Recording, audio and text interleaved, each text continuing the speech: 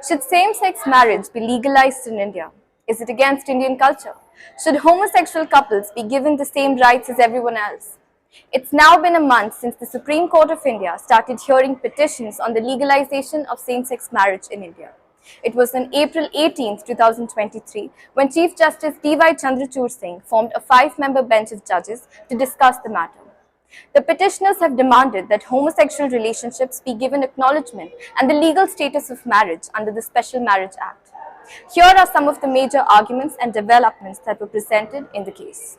While the centre has argued that marriage is a cultural and religious institution and cannot be seen as a legal matter alone, one of the major arguments presented in favor of same-sex relationships is that marriage is not just a social and religious ceremony, but also a bouquet of rights relating to finance, medical insurances, adoption, succession, and inheritance that homosexual couples are also entitled to. The government raised the question of what constitutes a marriage, saying that an essential element of marriage is procreation and that giving same-sex relationships the status of marriage would harm the framework of family.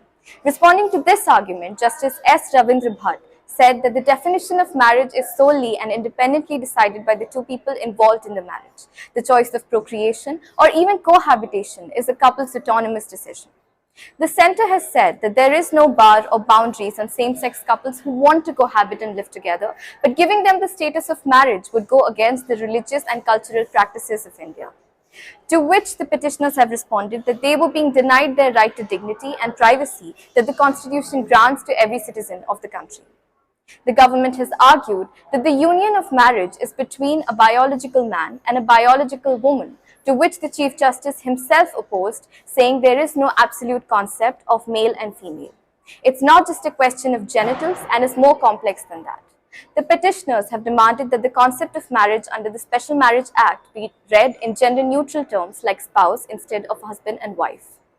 While the hearing continues in the court, the Rashtriya Sevika Samiti, the women's wing under RSS, has said that homosexuality is a disorder and needs to be cured. The statement was based on a survey that was conducted amongst 318 medical professionals. The Samiti said that about 70% of doctors agreed that homosexuality was a disorder, and about 83% agreed that homosexual relationships increase the rate of sexually transmitted diseases. Countering this claim, the Indian Psychiatric Society has said that homosexuality is not a mental illness, and there is no scientific evidence to prove that sexual orientation can be altered by any treatment. The American Psychiatric Association has also said that homosexuality is not a disorder or sickness. The petitioners have also questioned the legitimacy and validity of the survey and said that such surveys spread misinformation and are not backed by any scientific evidence. For further updates on the case, keep watching Live Exposed.